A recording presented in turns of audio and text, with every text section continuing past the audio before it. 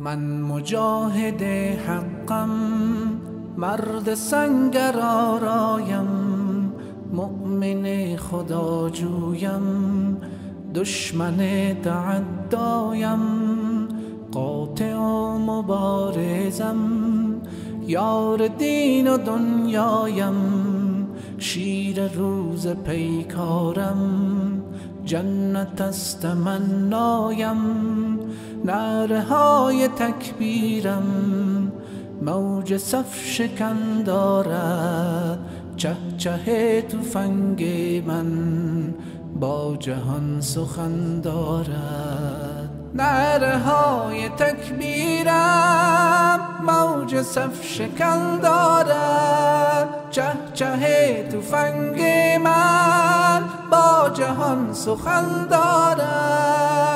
از فراز سنگرها شور آتشین دارم، در ره عدو دین هر کجا کمین دارم. من به نصرت یزدان باور و یقین دارم، من به مشرک و ملحد دشمنی و کین دارم. انقلاب من غوغا در همه وطن دارد، از هرات و بغداد تا غزه و یمن دارد.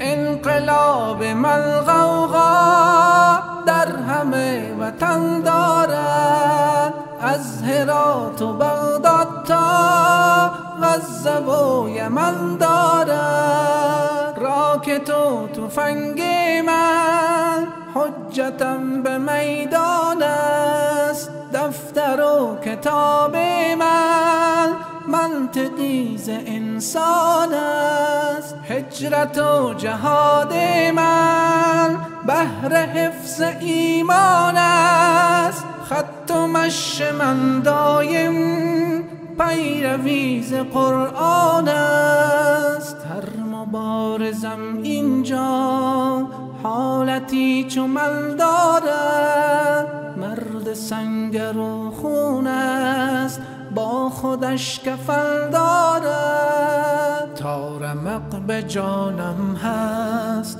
حامی مسلمانم، پاسدار این دینم یاور ضعیفانم. عاشق جهادم من، مرد روز میدانم، من مجاهد حقم، وارث شهیدانم. هر جوان این سنگر عزم کفر شکن دارد، از مصافشان دشمن لرزه در بدن دارد.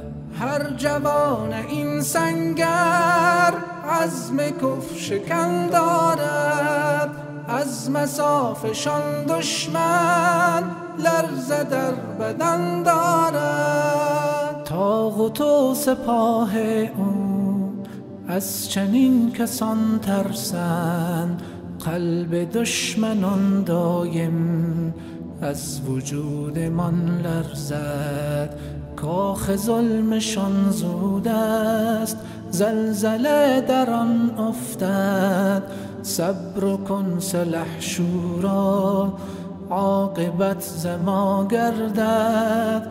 عشق این جهاد در دل ریشه کهن دارد، بیخ کفر و طاغوت را روزی ریشه کن دارد. عشق این جهاد در دل ریشه کهن دارد، بیخ کفر و طاغوت را روزی ریشه کن دارد. عشق این جهاد در دل ریشه کهن دارد.